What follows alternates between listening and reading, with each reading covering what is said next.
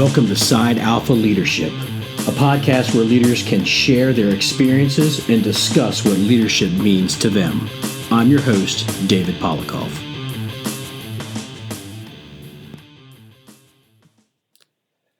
Hello and welcome to this month's edition of Side Alpha Leadership Podcast. I'm your host, David Polikoff. I'm pleased to have a guest with me on the phone, Bobby Eckert.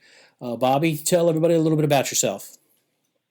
How you doing? Well, thanks for having me. My name is Bobby Eckert. I'm a fire captain in the city of Camden, New Jersey. I also own and operate Eckert Fire Tactics, LLC, which is a private fire training company. And getting ready to start my 16th year in the city of Camden. Been in the fire service for second generation. I was a junior. I got in around 96, late 96, early 97 as a junior. And then, I've been here ever since. It's really all I know. So, I don't really like talk about myself, but, other than the fire training company, married, 4 kids. And that's it. I do have a bachelor's in public safety administration. I always forget to mention that. Right. Yeah. So, in case, anybody doesn't know, they can find you on Instagram, and you're also on Facebook. They can, yeah. Go ahead. I am, yeah. Eckert _335 on Instagram. Facebook's Eckert Fire Tactics, LLC. And, that's it. You can find us. Type us into Google. We pop up multiple. We got website. We got all kinds of stuff. Right, and for those who don't follow, I would strongly suggest to follow. He puts a lot of good content up, a lot of good fire porn pictures, and then a little bit of explanation about it with a little bit of a training lesson, a little bit of training tips. So I would advise everybody out there that, if you're on Instagram or if you're on Facebook, to give it a follow. Now, you also left out the fact that you did write a book. That's when I first saw you, believe it or not. I knew you were putting your book out there, and I know a couple of people that actually picked the book up. So talk a little bit about that and what prompted you to say, hey, you know what, I'm going to write a book. So I'm kind of I would say I'm an interesting person. My mind's always into firefighting, no matter what I'm doing. It's just how I've been since I've been a child. So, how with the internet of how it is in social media, some information out there is good, some information is not. That's with everything in the world, right? And I just was kind of putting some information out there, and it was actually I got injured at work, and I wasn't able to be on my phone. I had a traumatic head injury, so I wasn't able to be on my phone for a little bit. So I was writing some stuff down, just trying to, keep my sanity. And my wife, who has a marketing background, was like, I was just posting on Instagram left and right. She's like, you should do it a day of the week and call it Tuesdays for Tactics. So that's literally how it came to be in a hospital room. Tuesdays for Tactics. So I'd get a tactical tip that, maybe I thought of, or maybe something happened recently at work. And, I have kept a journal throughout my career. My dad gave me a journal when I got hired in the fire department. I've written a lot of stuff down. So I put some of the journal into the book, and, they're just quick. It's a quick read. I actually designed it to be read in the bathroom, put it in the bathroom. And it's a small book. It's 52 tactical tips. So it's Tuesdays for Tactics, Volume 1. We do have Volume 2 coming out. Sadly, COVID has obviously ruined everything in the world, but, hopefully by the time this podcast drops, Volume 2 will be on the street. And then I'm already working on Volume 3, and that's going to be done for Tuesdays for Tactics, Volume 1, 2, and 3. So it'll be 52 tactical tips per book. And then I'm on to doing something for building construction. And then that'll probably be it. No, you say that, but for the writing. As instructors, we never stop. You always kind of start to pick up something, or you learn something, or something happened, and you start jotting it down on paper. I've got so many pieces of paper that are scattered throughout all notebooks and portfolios and stuff like that. And I just started actually digitizing it and putting it into folders on my MacBook. But that's kind of where it started with Capital Fire Training when we started to, build programs. We already had a whole bunch of stuff already written down, so we had to put them into PowerPoint form and things like that. So, our minds never stop. When you're teaching, you're always striving to find the next thing. Then how can I craft that and to fit in my world? Sure. Yeah, we'll see what happens. It's funny, as your kids get older, it gets harder. So, Yeah. I'm always pulled in 20 different directions. Yeah, with kids are always going. As they get older, they want to do more and more things, and your days off are important. When you're not at work and when you're home, you want to be home with the family. But that's the cool thing about being a fire service instructor. I know you and I, when we talked offline, you taught for the academy in New Jersey. I teach for our academy where I work. I also had taught for the Maryland Fire Rescue Institute, or MIFRE. That's our standard guideline in the state of Maryland that we have to teach to. But there was so much more out there that go beyond the basics. Like you had told me earlier, you love teaching Fire One. That's where you're getting brand new people that have very limited knowledge of the fire service, and you have a chance to actually introduce them to what the fire service is. And it's kind of like you talk to teachers that they said the best grade to teach is kindergarten, because you're getting these kids in that have never been in school before. Well, not that I'm trying to compare Fire One students to kindergarten kids, although that's kind of where our mentality is most of the time in the fire service, is little kids. But we get to teach the people that have never had the skills before. So talk a little bit about when you were teaching and how you started off, the things that you liked about it, and then where you morphed into that, you wanted to produce more that was maybe more offline from the Jersey state as to your private stuff that you do. I think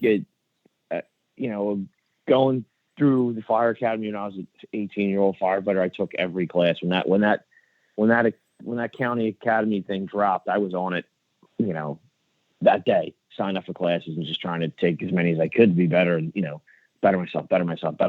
And, what everybody tells you to do. And you get down there and I have met some fire service instructors in my life that I owe a lot to, for them to, how they handled themselves. And, it was something I was, wow, that's pretty cool. I'd like to do that. And then when I decided to get my instructor level 1, in the class, there's, some places require it to be an officer, some places require it to be, ride the right front seat, stuff like that. I was just getting it to get it.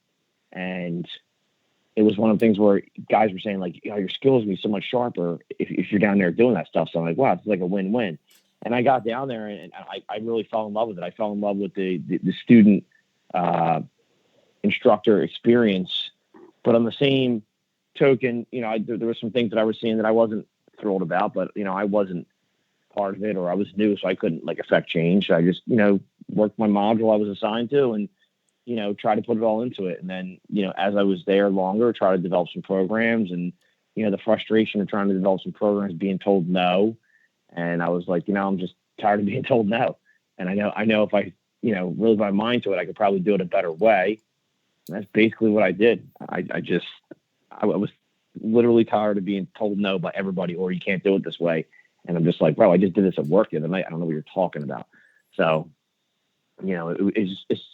there's such a missing component in fire training. Number one, if you look at Fire One, I don't know how it is in Maryland, but I'm sure it's probably very similar. But you're dedicating a whole weekend to hazmat, when that's really interesting. And I'm not taking anything away from hazmat, but I can teach my kids how to read an ERG guidebook and use it properly. But you don't even teach firefighters how to pull a ceiling properly, or take out a window. There's so much non-realistic fire training where you need to evolve it into more realistic. So maybe when they're at their first fire, they're much more confident in doing what they're doing.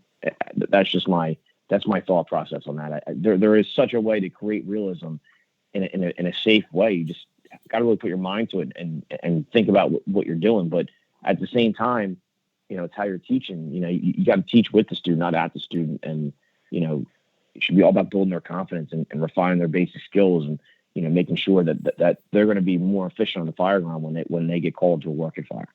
That's my thought on it. Yeah, and it is similar, here in Maryland. We have a curriculum that we have to stick to. We have the minimum standard that we have to stick to.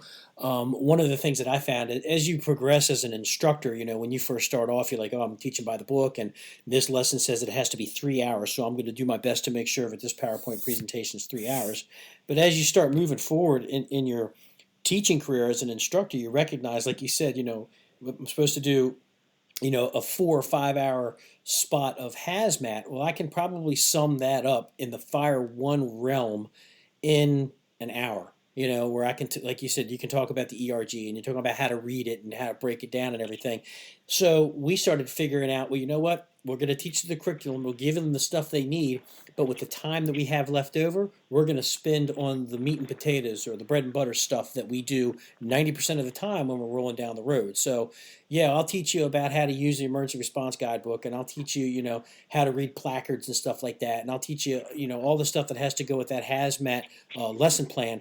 But for the last 2 hours of the day, we're going to go out onto the training grounds and we're going to pull hose lines into buildings, and we're going to get our gear on, for time, and we're going to, flow water going down the hallway. We're going to do search and rescue and stuff like that. So we were able to add more of that bread and butter stuff into the training than they were supposed to get, or the minimum they had to get. We gave them the maximum amount of that. Did you find yourself doing stuff like that as you move forward as an instructor, as you got more time under your belt?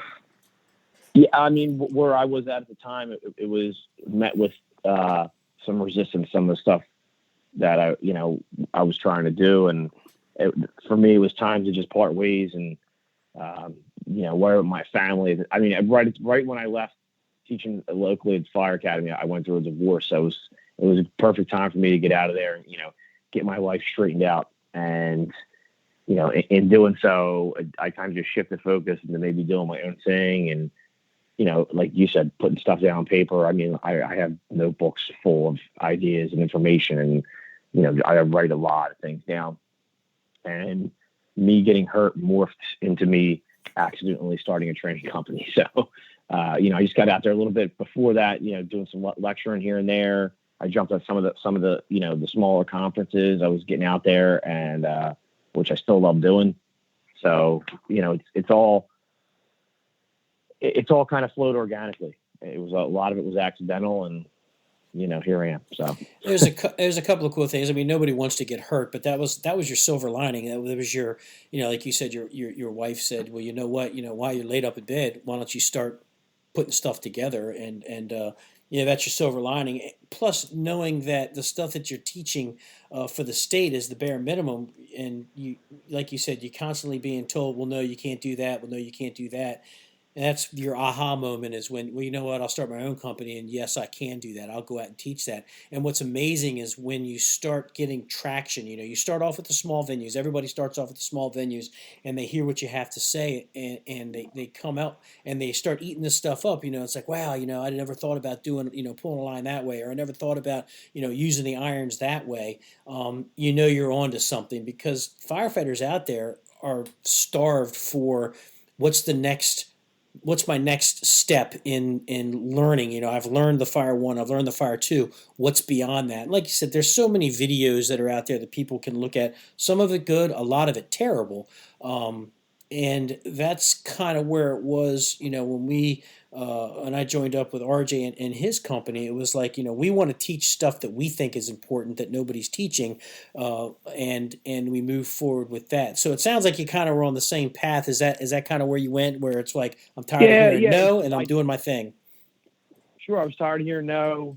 And you tried to. I did try to, link up with a couple other training companies, and go the route myself. And, again, I guess I wasn't their flavor, which is fine. And I just, I really just, I wanted the training experience to be better for, the participant or the student or the firefighter. And, it's also that thing where, I care about the fire service maybe sometimes a little too much, where, you want to make it better. So how can you affect change, make it better? And I'm all about positivity too. I hate the negativity and that goes with some of the stuff that goes on out there. And, especially like shit talking about fire, like people put pictures up of fires they weren't at, and they start talking about them. Like, how can you talk about the fire? You weren't there. So, I just tried to give this ray of positivity to anybody who comes and participates in anything we're doing. So, we came up with this, Taking to the Streets, live fire training weekend. It's basically a rolling pop-up fire conference where we go to you, a burn building, Class A burn, but we've even done a one day in a parking lot and built our props out there. And, now that COVID's loosened up, we're going to increase the number of firefighters we have there. And, you're going to, if it's a full weekend, you're going to get 16 or 17 skill stations, and you're going to leave beat up and tired, but you're going to use saws. You're going to force doors. You're going to fight fires. You're going to be on the nozzle. You're going to pull ceilings. We have a ceiling pulling prop. We put fire above it. So you actually got to go in, pull the ceiling, look for the fire.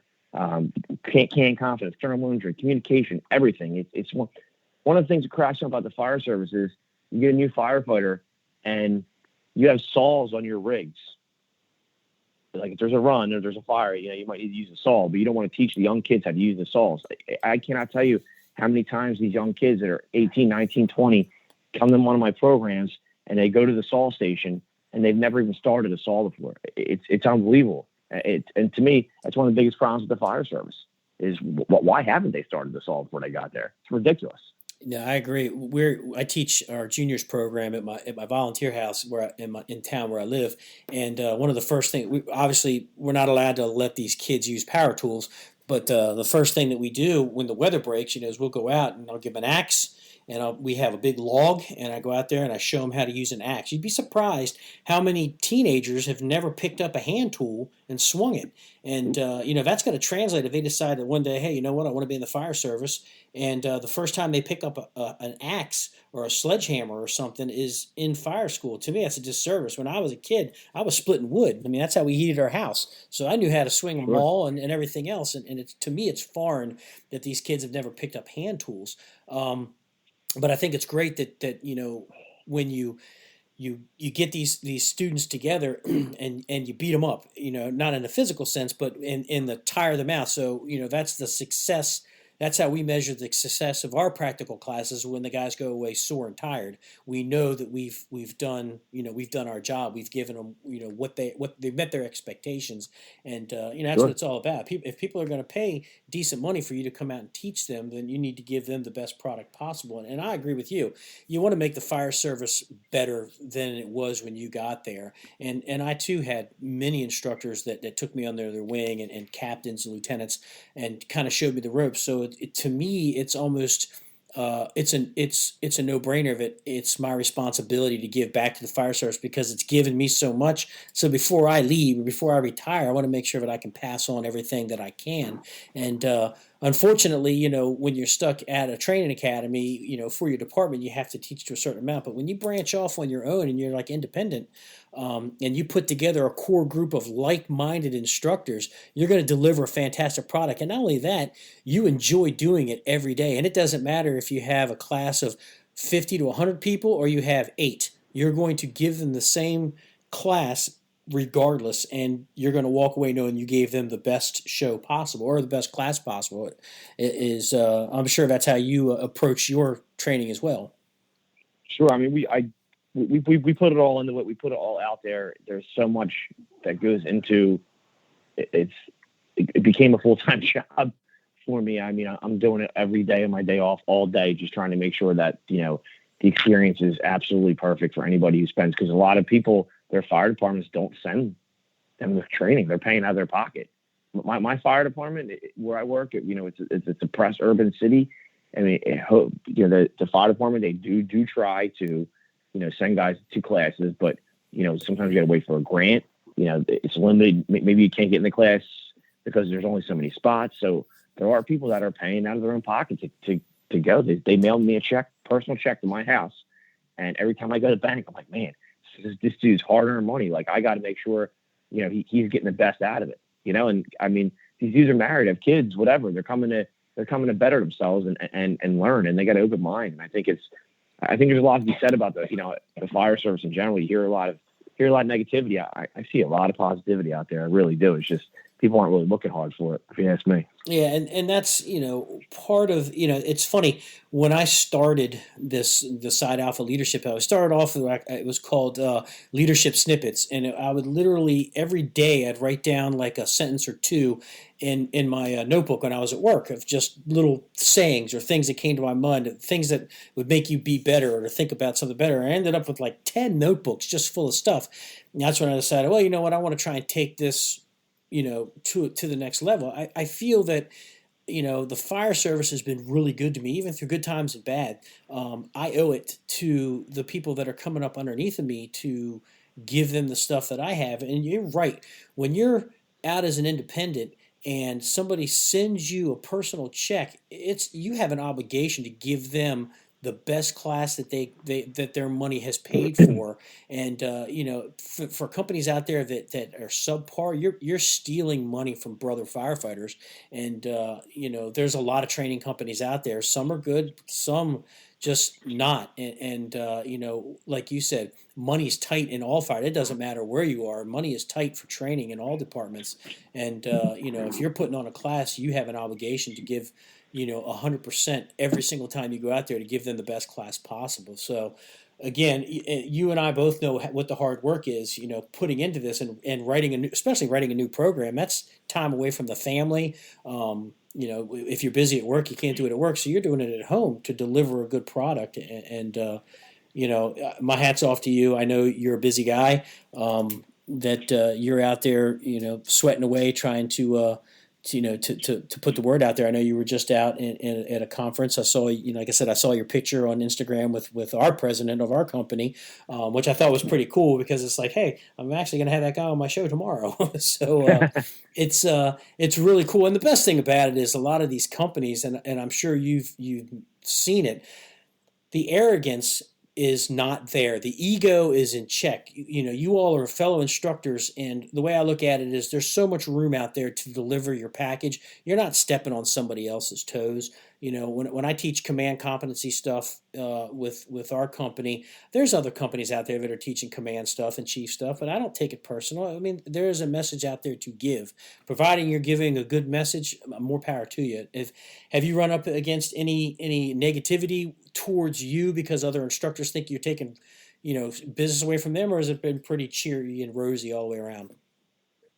It's been a bloodbath. It's been a bloodbath locally for me. I have people that won't even talk to me anymore, and that's fine. That's on them.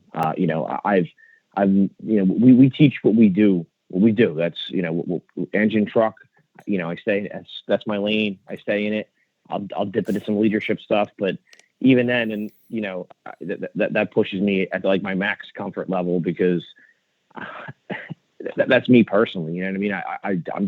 I'm an engine company officer. Is what I do for a living. So I try to stay in that realm a bit. I don't really get deep in it, but locally, sure, it's been rough. It's been met with some resistance, and that's fine. If you're a hater on me, it fuels me like no other. So. That's a shame because we've taught at so many different venues. Even when you go to FDIC or you go to Firehouse or Lancaster or whatever, you're teaching with a whole bunch of other people. And at the end of the day, we're out drinking beers with these guys and joking, and we really haven't bumped up. And this is just personally, we haven't bumped up against people that just hate you because of what you're doing. I mean, to me, that bothers me that you're running up against that kind of stuff. People should be like, man, he's giving a good message. And hey, you know what? We're doing a good message too. And hey, you know what? We're teaching engine company stuff and so is he. But you know what? There's enough to go around, especially just on the East Coast alone where firefighting was invented. There are fire departments literally everywhere on the East Coast. There's so much room to teach. And I mean, we've taught fires too. Yeah, we've taught with other companies where we've mixed together. We had a company from a group of instructors from one company, and we joined in with them as like a blended team, and we taught together. We did that down in Tennessee, in Nashville. We taught with another group. We kind of met together, and we all taught a program together. RJ and I had this conversation yesterday, or yesterday. We were talking about it. So it's kind of faded out, but the first year and a half, it was interesting. But that's fine. Again, if you want to hate on us and what we're doing, it just gives me just pure fuel to stay up a little later and come up with a better idea or, make sure we're wired tight. But again, to do this to the level of training that we do and try to put as much live firefighters under live fire, we do have the level of insurance for it. We do have the certifications for it. Some people really got to be careful when you're messing around live fire and you put a student or a young firefighter in there who's not, hasn't experienced that. You got to make sure you got the, safety lines, span of control, all that stuff. And we definitely go the extra step to make sure that is all adhered to 100%. Yeah, and that's the one thing I noticed about your company is you do live fire. We don't. We don't do any live fire. We decided when we first started it, even though we're all, level 2 state certified instructors, we just didn't want to take on the liability of a live fire, and that's fine. We use smoke machines and stuff like that. We can still get our point across. I think it's awesome that you guys can do the live fire and the can competency and stuff like that. And if anybody ever comes to us and say, "Hey, we really want to do live fire stuff," we're like, "We don't do that, but you know what? Here's a company that does," and we'll refer them. We're not going to try and sit there and go, "Oh, you don't want to do that." Anyway, man. Yeah, and I have people come to me all the time for bailout, harness, water rescue, vehicle extrication. I don't do any of that stuff, so I'm always the first person to say, "Give these dudes a call. They'll take care of you. Tell them I sent you." Yeah, and to me, it's like it's funny when I in my younger days I was in a band, and the hate in the Baltimore Washington metropolitan area between musicians was just it was awful, and we strive to say, hey, you know what? They might not like us, but we're going to kill them with kindness. We got more shows, we got more press, and our band sucked, but we got more good vibes our way because we were good dudes. And I look at the same way in the fire service is that, if you're a good guy and you're putting out a good product and you're nice to people, you're going to get return business. Not only that, the people that work in other companies, they're going to come to you. When we did 2 years ago, we went down to the Metro Atlanta Firefighters Conference, and we hooked up with another dude from Florida who was doing some saws and stuff like that. And he asked us, "Hey, would you mind helping us out with the class? We got kind of a big class. When you're done with your force of entry, can you come over and give us a hand?" So we worked with him. And it was like, we're brothers. We're all firefighters. I don't care where you come from in the country. We're all here to do the same job.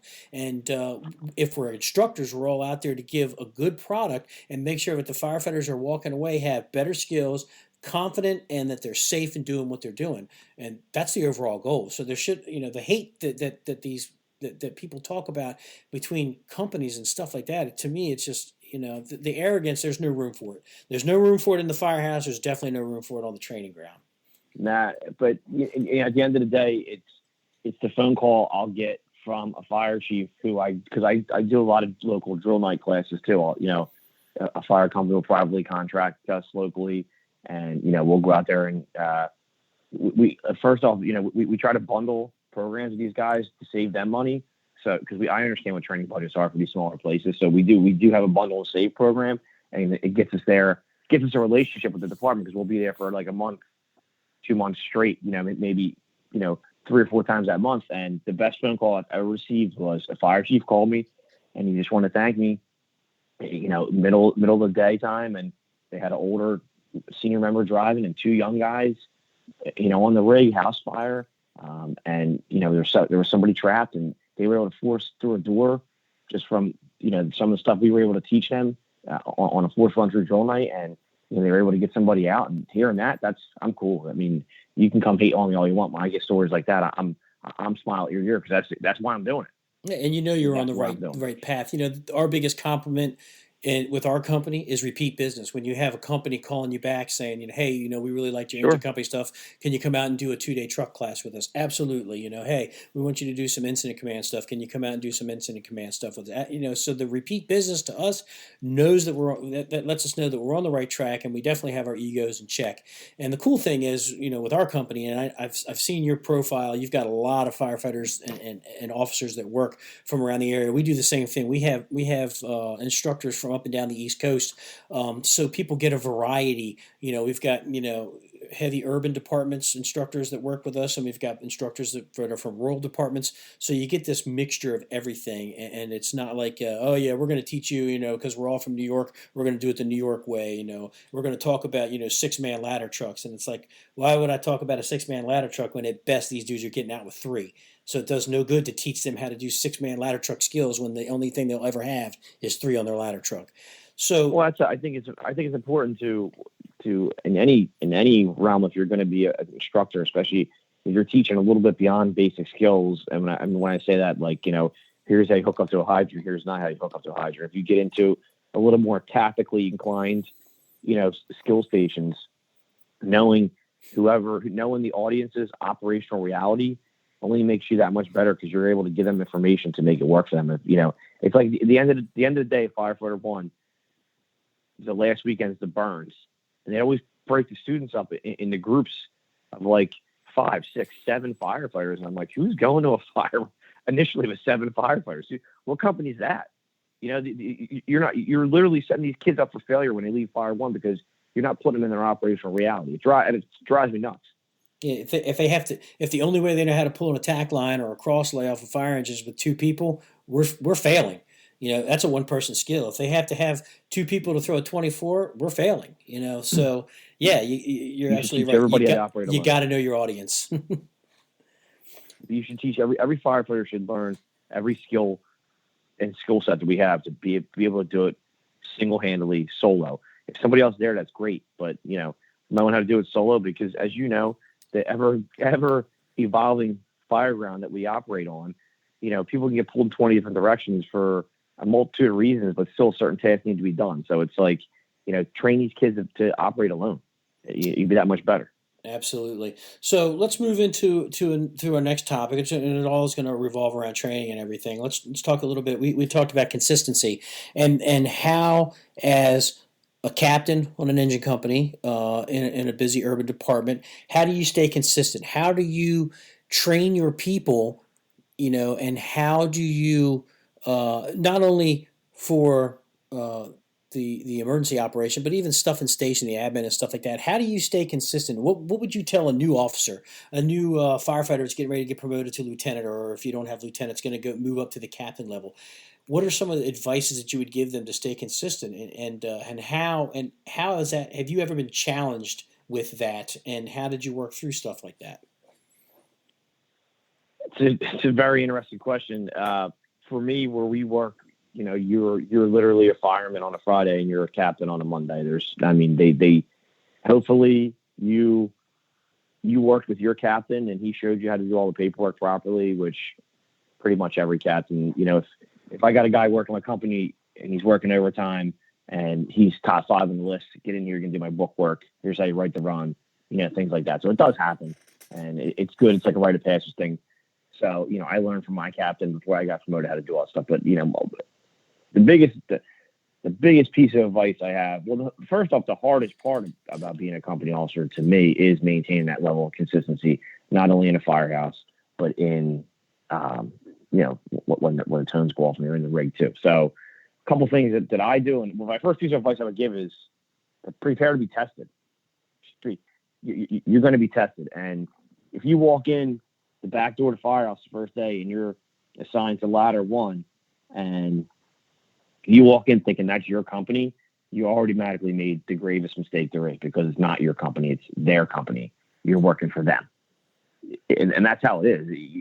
It's cool. You're the boss, you're the company officer, and that's great. And whatever perk comes with that, I have a very, very comfortable recliner in my office that I enjoy sitting in and watching the flyers. It's a perk of the job. But past that, it's my men's company and I work for them. They don't work for me. I think that's one of the biggest things. People get mistaken, that they think they're a boss and, I'm a boss. You are the boss. You're the boss in the right front seat and you're making decisions that affect everybody in that rig. But you train everybody for game day when the tones drop, ready to go. So your job's that much easier when you're making decisions. And, the conversation can go 20 different ways from here. But I think that the hardest thing for me is being consistent because whatever's happening outside of my life, and, when I drive into work, I have to leave it at the door and I have to, be the same person every day. Do I have a bad day? Sure. Do I have a great day? Yeah. I'm human beings. We all are. We all make mistakes, but, I try to be the same person every day. It's hard, but, I think for the continuity of the company, I think that's what my guys that work for me deserve, to have me the same person all the time. So, whatever's going on in their life or whatever, if they're having a bad day, at least they know what they're going to get out of me, if that makes sense. Yeah, 100%. And it's funny that you had made the comment. I just jotted down a couple of notes. When you walk in that back door, it's not your company, and those aren't your guys. They are your guys, but you work for them. Everything you do is for them, and I approach the same way. When I walk in, sure, I'm the battalion chief for my battalion, and I've got 70 some people that are underneath of me that I'm responsible for. But make no mistake, I'm working for you. If you have a problem, I'm there to help you. If things go wrong, it's my fault, and I will take care of it. If things go right, it's my job to make sure that you get that credit. I think that's where a lot of bosses fail, where they get the collar pins and the white shirt and the white helmet, and they get a little bit of power, and that ego, it goes right to their head, and they think, these are, I'm in charge and I make all the decisions and I do all this stuff, and at the end of the day, you're going to find yourself pretty lonely. I remember as a young firefighter, I had a captain that was constantly riding my ass about just dumb shit, like, you got the wrong kind of boots on. You're not allowed to wear that, or you shouldn't have that on. So I finally, pulled him aside. I said, look, let me tell you this. I can make you look good or I can make you look bad. Sure, I can make you look bad and I'll get in a little bit of trouble, but how much trouble are you going to get in when your shift's not performing? And I think he took that to heart because he did a 180, on his attitude. So I carry that with me as well. I work for my guys, and I'm proud to walk in there knowing that I'm working for these guys, and I'll do whatever I can to make sure that they have whatever they need so they can be successful. So I think that's a fantastic lesson to get out to these aspiring officers, that yeah, you may be in charge, but you are working for those guys. That's excellent advice. But I think too, it's a twofold thing. I can honestly say I was not prepared for the administrative aspect of being a fire officer. I was ignorant to the fact of what really went into it, and I was very spoiled because I worked in a very busy company before I got promoted. I'm in a busy engine now, but we were busy for fires, runs, and everybody in that company wanted to be there, including the boss. So when I went to a different company and, it was a bit of a reality check, slap in the face, some of the things that happened. I was like, oh shit, I need to make a few adjustments here. And, honestly, you can read all the leadership books in the world you want. Trust me, nowadays, there's a million of them from multiple aspects, from anywhere from the military to, you can even hear what the Pope writes a book. You can go that way for leadership. You can go athletics, fireground, law enforcement, whatever, CEOs. So, you can learn different styles, but at the end of the day, you still got to find your own style. You got to find what's going to work for you. And just because, maybe you had a mentor who brought you up on the job, well, what he did work for him, that might not work for you because the people are different. It's the personalities. And that's the hardest part, learning everybody's personality in the firehouse, learning, what their little idiosyncrasies are. But the best advice I got was from my captain. He said, sit the guys down day one and tell them what your pet peeves are. He's like, think about that. You ever had a boss tell you what they don't like? I'm like, that's a great idea. So I did that. I told him, this is what I expect every day. There's nothing like, these aren't our minimum standards. These are the standards. Like, we don't, I work a 24-hour shift, and I'm always like, give me till lunchtime, just give me 100% till lunchtime. And after that, the day is yours, because I got paperwork to do, I got things to do. But, as a company, we're really going to get it done in the morning, train, whatever, clean. And just, it's hard keeping that balance in the firehouse, because it does fall on you as the officer too. Yeah. And we haven't even talked about fires yet. Right. No. And that's the funny thing is, in the fire service, we don't prepare, in my department, you can go from, fire one is when you're a recruit, you go to fire two, fire three, you're basically a driver. Then you can move up to technician, or you can skip right to lieutenant, depends on where you fall on the list. It's a hard transition going from back step to front seat, from that fire three to that lieutenant. And most of the lieutenants that are in my department, we call them float lieutenants. They're not really assigned to a station, they're assigned to a battalion. So they kind of fill in. And it's really hard to, you say find your place, I say find your voice, find who you are. You can emulate good leaders that you really thought were good leaders, but like you said, it worked for them. It may not work for you. So you got to kind of find that happy medium. And there are, like you said, there's so many leadership books out there, whether, I like looking at a lot of the military stuff, and there's some fire stuff and CEOs and corporate stuff. all that stuff is good. And the more you read, the better. And what you'll find is that you start taking bits and pieces from each one that really resonate with you. And you'll know it when you see it. It'll resonate with you. And then you just start kind of adopting those traits. But the biggest thing is there's like a top 10 leadership traits that people look for in a leader consistently. And like we had talked about, being consistent is one of the top three. They want you to be competent and confident and consistent, humble, ego in check, all that stuff. And as a new, I can't imagine what it'd be like going from firefighter to captain, without having without having that captain kind of taking you under their wing and showing you how to do payroll and showing you how to, write, discipline reports, which is like one of the hardest things that we do in the fire service, is having to discipline somebody. Not able to. It's not hard. It's not hard. It's not hard. If you know the progressive discipline module for your organization, discipline can be easy because you know how to give it out. I can say this. My first captain told me, read them order books. He's like, no, I'm front and back. He's like, because sometimes you might be in a situation where the people above you don't know the order books and you know them. And boy, has he been right so many times. Many times. That saves your people too, especially when the chief or the 100%. Operations chief or whatever comes down. They're pissed off about something that happened. And you can say, whoa, time out. This is what they did. And according to the rules and regs, they followed that. You may not like what they did, but they were within the scope of the rules.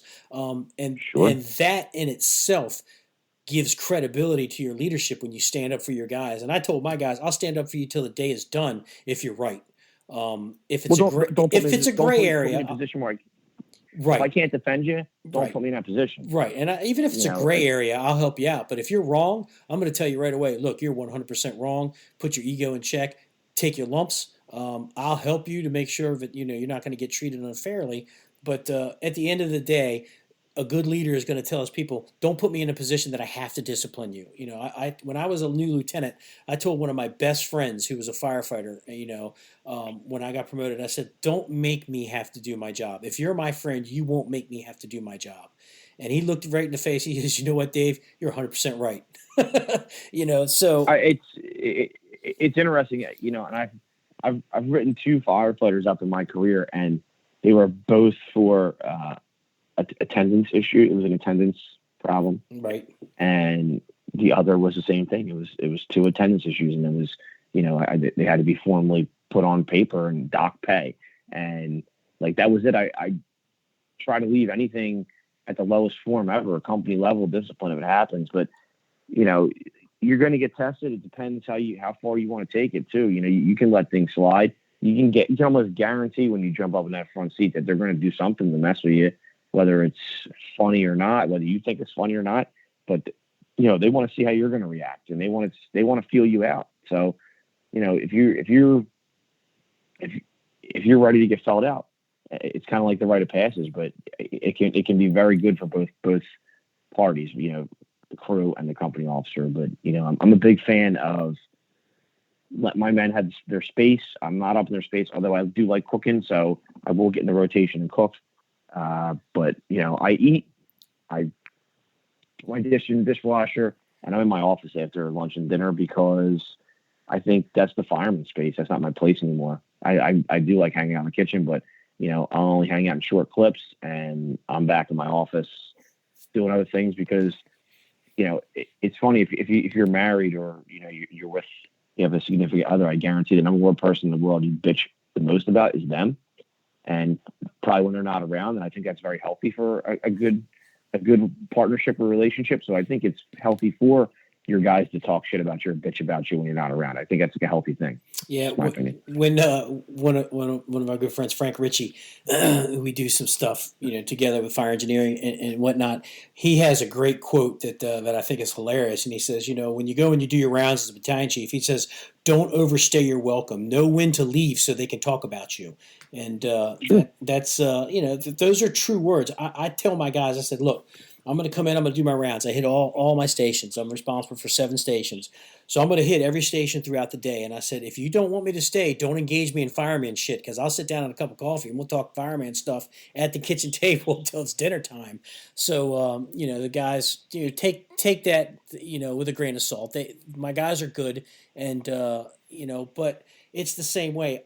They had their lineups in the morning. The station that I'm assigned to, I'm inside of a firehouse. They have their lineup at 7 o'clock in the morning. I send my morning paperwork out to everybody.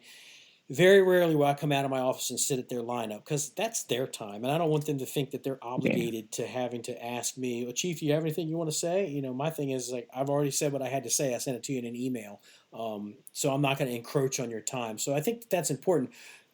But on the flip side, believe it or not, our the guys want to see the bosses. And I've had this argument with our higher ups, is that, I know you're stuck behind you. You tell me you're stuck behind your desk. You got all these meetings, but at the end of the day, these guys would like to have some FaceTime with the operations chief, with the battalion chief, with, the duty chief, or even the fire chief, just to pop in and say, "Hey guys, how you doing? What's going on? Hey, I heard you all had a good job the other day.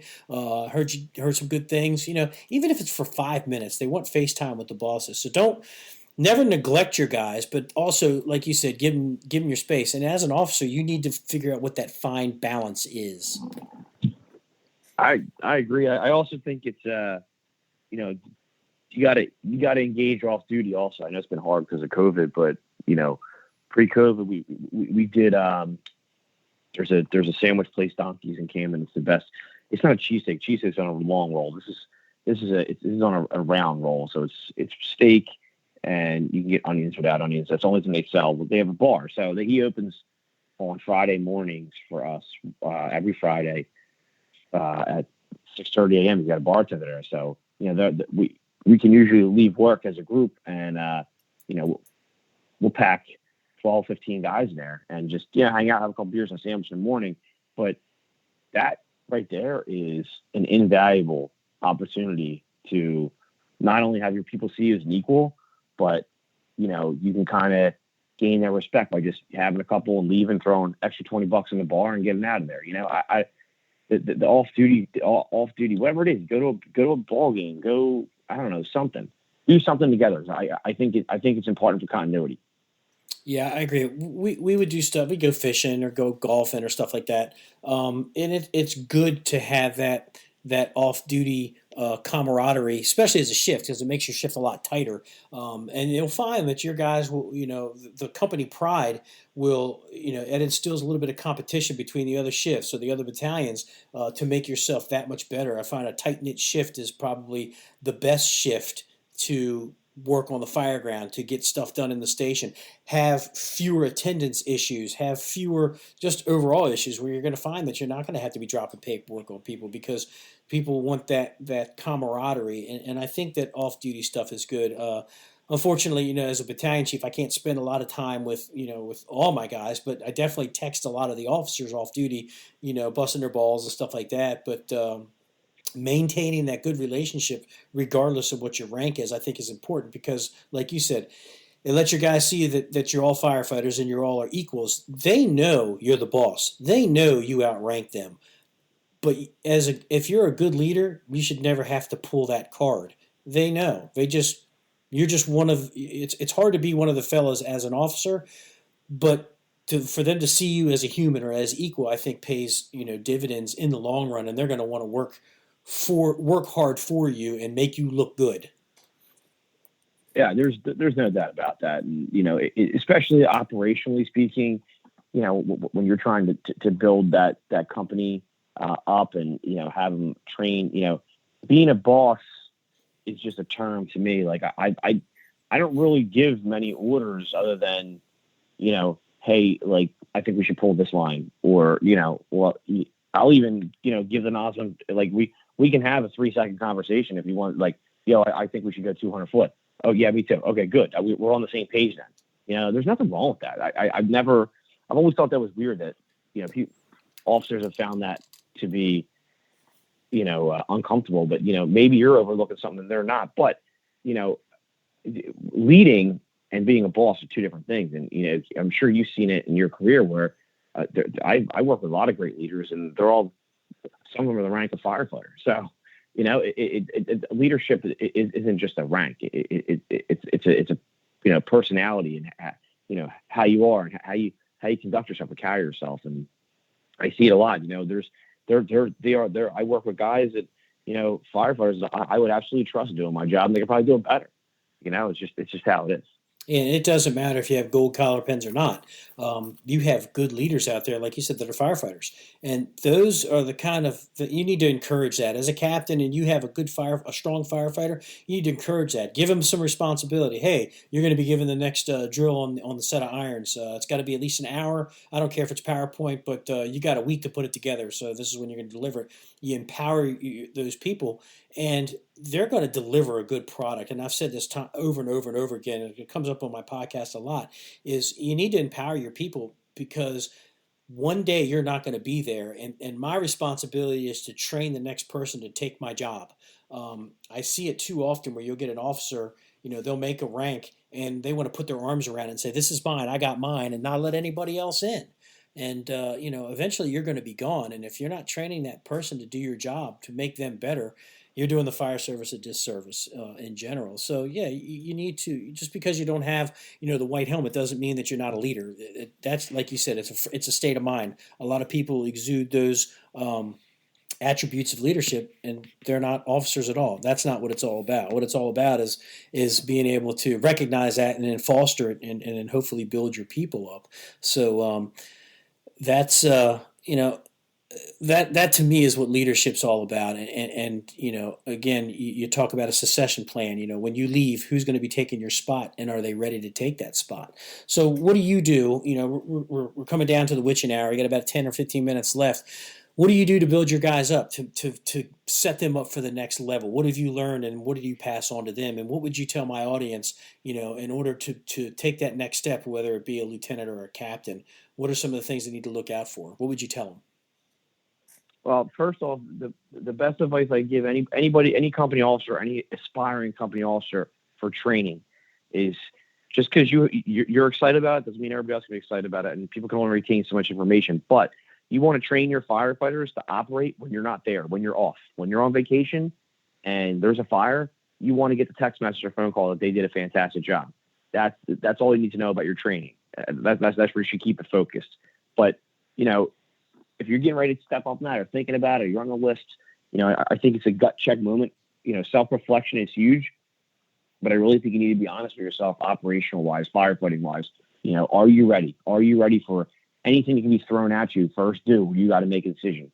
And I'm saying first due, there's no chief around, and you got to make that call. And I'm not talking just fires. I'm talking gas leaks, any emergency you can go to. Or do you have the information? If not, you should get the information. Or, I'm not saying don't take promotion because you've never been to a rail incident, but, maybe that's something you throw in a little extra, so, you're not sure about, and maybe you guys can learn it together. There's nothing wrong with learning stuff together. It's, people are probably going to be mad at me for saying this, but, we don't do any EMS in my fire department at all. Nothing, zero. And we for the year before COVID, we started doing this pit crew CPR. So it actually has a great save rate. So you get called out and you're on location for 20 minutes doing CPR. Intervals, everybody's rotating. So the engines were getting called out to it. And I got to be honest with you, from doing EMS for so many years, I was like, man, these guys are going to hate it. They loved it. They learned something new, and we were actually getting the feedback where, these guys were having saves, and I went into the whole thing with this negative mindset because I worked EMS, and I kind of rubbed off on my guys, like saying it's going to suck, yada, yada, yada. And they actually enjoyed it. And I was like, man, I kind of approached that the wrong way. I should have just been like, all right, let's open mind. Let's see how it is, So whatever comes down from the ivory tower, be open-minded about it. And, just set yourself up for success. You can also, lead by example. And I lead by example is, I'm the first one in the firehouse. I'm there at roll calls at 7. I'm there at quarter after 6. My gear's in the rig. My air pack's checked. If you really want to mess with your guys, young guys, take something off the rig and hide it in your office and see if they catch it during their check. It can be something small like a gated wire, your thermal imaging battery or whatever. Do something small that it's not going to kill you if you forget about it in the fire. But it's stuff like that. There's little nuances like that really build a company up, in my opinion, anyway. Yeah, and that's all good advice. We are a combination of we do EMS and fire. We run ambulances and medic units out of our station. It's a county department, so we do all that. We've been doing the pit crew CPR as well. We call it high performance CPR, but it's the same thing. They're on the scene for 20 minutes. Well, my guys are. I don't run those calls, but they're on the scene for 20 minutes, and they continually do CPR and they rotate through. Where the rubber meets the road, that's 80% of the calls that we run, are EMS. So, yeah, you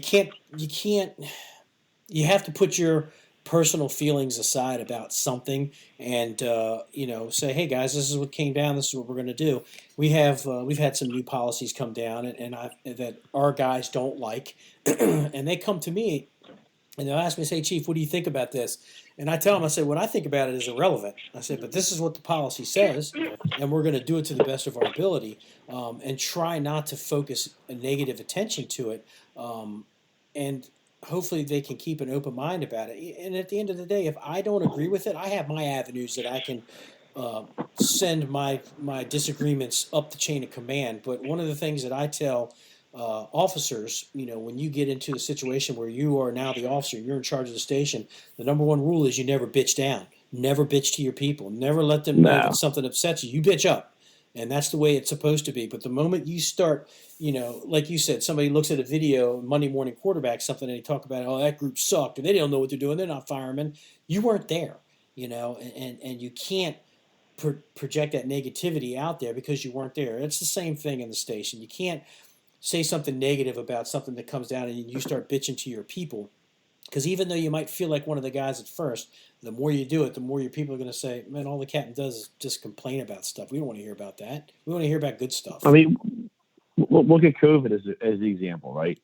I mean, I guarantee our COVID policy is probably totally different than yours. Like, nobody's mirrored Kev's COVID policy.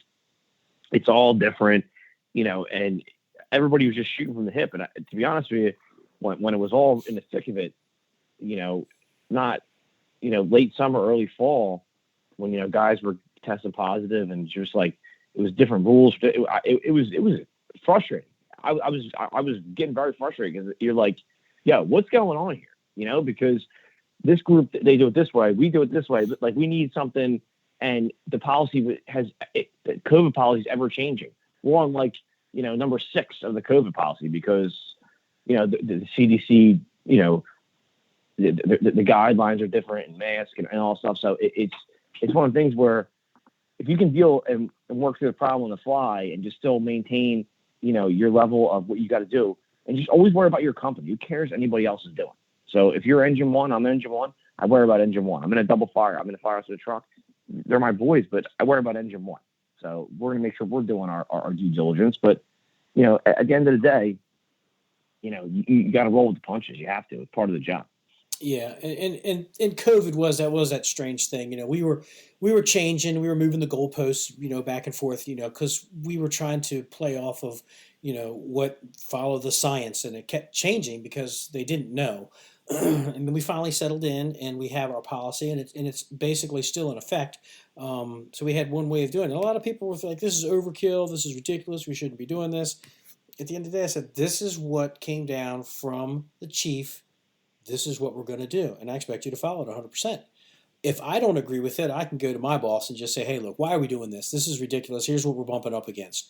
And then maybe we can affect change that way. But, you have to take what is being handed down. The time to bitch and complain is not after the policy's been made. It's prior to.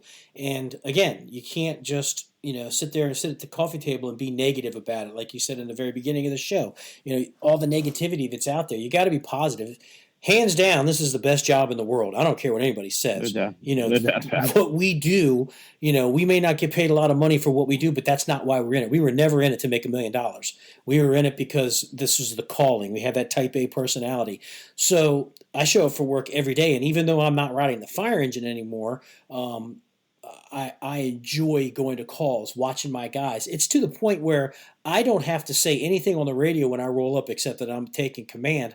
I don't have to tell my guys, hey, when you get up to the fire floor, I need you to make sure you advance the line. I need you to, confine the fire to the area of origin and then go ahead and extinguish it. Make sure you pull seals and get a good search done. I don't say any of that on the radio, even though my policy says I'm supposed to embed objectives to my guys when we're on the fire ground.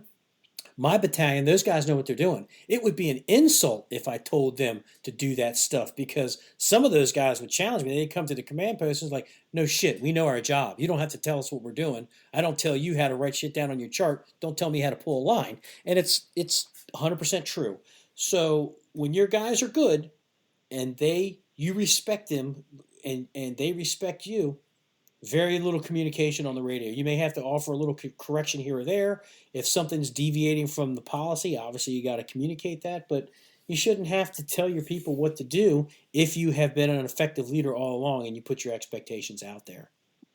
Well, 100%. And, at the company level, company officer level, especially, I hate the radio. I'm not a radio guy, and I know that's bad for me to say. I actually just was told yesterday I got to stop saying that to people because anyway, I'm all about just letting performance speak for itself. Like, but as a new officer, you shouldn't expect the chief to have that comfortability with you right away. You have to build that over time you got to go to multiple emergencies. It might take 6 months for him to be, and as a chief, it might take 6 months for you to have that comfortability where, all right, he's cool. I don't have to just, prompt him this, and if you are getting prompted by the chief, if you think it's excessive, pull him aside and say something. Don't face to face. Don't do it in front of anybody. Do it in an office. Shut the door and say, there might be a whole method to his madness. You don't even know. Don't ever take it personal, ever. Yeah, exactly. And I've told my guys, I said, look, if you give me feedback, if you give me information about what's going on inside, that's going to make me feel comfortable in my car, and I'm not going to have to ask you what's going on. So just keep that in mind. If I call back and say, hey, give me an LCAN, that means that I haven't heard from you in 3 or 4 minutes. It's a 900 square foot house. You should have had a line in the bedroom by now. I don't see conversion. What's going on? And you come back, oh, yeah, we got hoarding conditions. That's shit that I need to know. Because now I can help you with that. So my guys are good, and I'm like you. I don't like to talk on the radio a lot. The first 5 minutes, setting up my groups and divisions. After that, the guys are working. It should be on autopilot. Unless something's out of the ordinary, you shouldn't have to spoon feed your guys if you have trained them correctly and you have laid out your expectations long before that call ever came in. Indeed, it's very true. I mean, and again, we've said the word training like 1,000 times tonight, and your training is what you make of it, and it can simply be. You got to think like what's the module in Fire 1 for communication?